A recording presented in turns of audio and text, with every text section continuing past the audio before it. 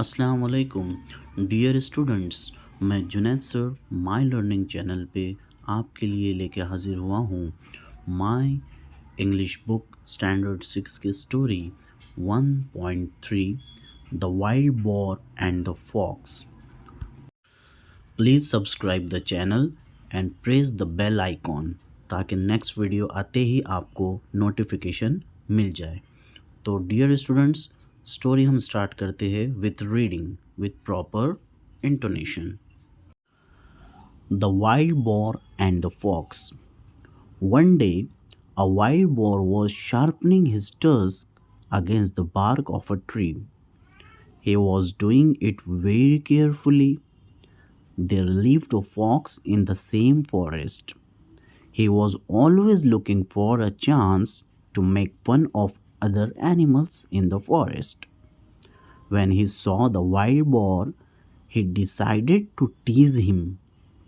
He began to walk around the trees, looking left and right and up and down.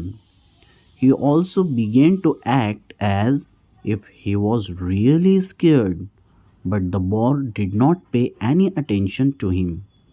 He kept right on with his work. At last, the fox said with a grin, "Why are you doing that? I tried very hard, but I did not see any hidden enemy or danger." "True," replied the boar. "Just now there may not be any danger, but when it really comes, there won't be any time to sharpen my tusk. My weapons have to be ready for use then. If I am not ready, I will have to suffer." This story tells us that it is best to be prepared. Don't leave things to be done at the last minute. Dear students, अब हम story को समझते हैं। One day, a wild boar was sharpening his tusk against the bark of a tree. एक दिन a wild boar, wild means living in a jungle, ऐसे जानवर जो जंगल में रहते हैं, like tiger, elephant and deer, these all are the wild animals who lives in a jungle. So यहाँ पे बात हो रही है अ वाइल्ड बोर, एक जंगली सुअर की। वो sharpening his tusk. Tusk tusk means a pair of long pointed teeth, लंबे नोकीले दांत, that some animals like the elephant have, जैसे हाथी को लंबे लंबे नोकीले दांत होते हैं, उसी तरह वाइल्ड बोर को भी यहाँ आप तस्वीर में देख सकते हैं कि उसके दांत लंबे और नोकीले हैं। तो एक दिन वो वाइल्ड बोर अपने लंबे दांतों को तेज कर रहा था। कैसे? The bark of a tree, पेड़ की जो छाल होती है उस पे घिस के, रगड़ के। There lived a fox in the same forest, उसी जंगल में, सेम फॉरेस्ट में एक लोमड़ भी रहता था। फॉक्स मेल और फीमेल दोनों के लिए इंग्लिश में कॉमन यूज़ होता है। He was always looking for a chance, looking for, to look for phrase से बना है कि तलाश में होना। He was always looking for a chance, वो हमेशा मौके की तलाश में रहता था। टू मेक फन, मजाक उड़ाने के, of other animals in the forest, जंगल के जो दूसरे एनिमल्स थे, जानवर थे, उनका मजाक उड़ाने के मौके की तलाश में हमेशा वो रहा करता था। when he saw the wild boar, जब उसने उस वाइल्ड बोर को देखा, he decided, उसने तय किया, to tease him, to tease सताना, परेशान करना। he began to walk around the trees, उसने उन दरख्तों के अतराफ चक्कर लगाना शुरू किया। looking left and right and up and down, वो ऊपर नीचे दाएं बाएं तरफ देख रहा था।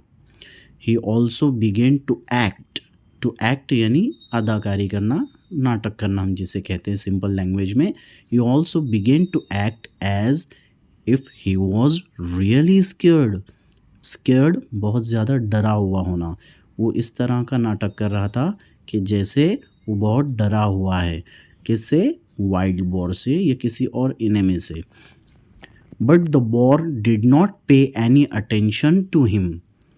But the boar did not pay यानी ध्यान देना, तवज्जो देना, एनी अटेंशन टू हिम उसके तरफ वाइल्ड बोर ने तवज्जो बिल्कुल भी नहीं दी।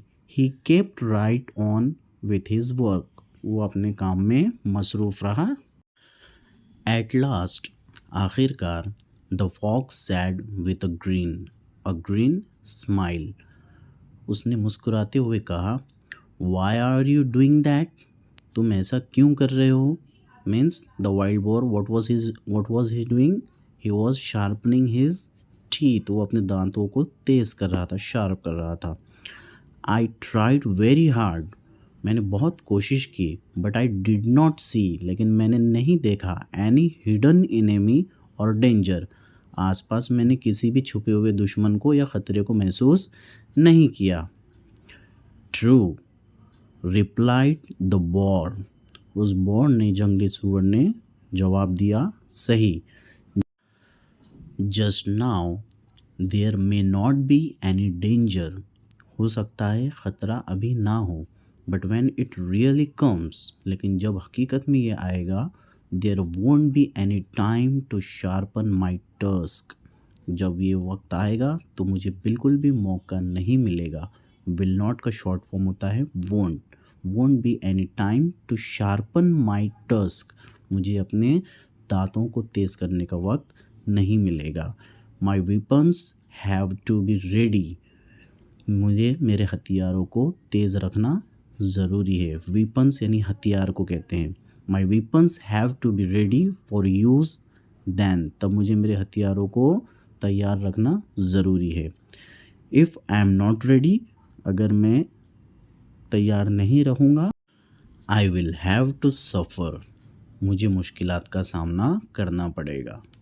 So dear students, the moral of the story is, this story tells us, ये कहानी हमें बताती है that कि it is best to be prepared, कि हमें हर हालात के लिए, हर मुश्किलात के लिए हमेशा तैयार रहना चाहिए। Don't leave things to be done at the last minute। आखिर वक्त का इंतज़ार ना करते हुए हमें हर मौके के लिए, हर हालात से लड़ने के लिए हमेशा हमेशा तैयार रहना चाहिए। So this was a beautiful story. Dear students, these are the difficult words which I have already explained you in the lesson. I hope you all enjoyed the lesson. This is a story, and always remember the story always be in a past tense. So दुआ में याद रखिए। अल्लाह हाफिज़।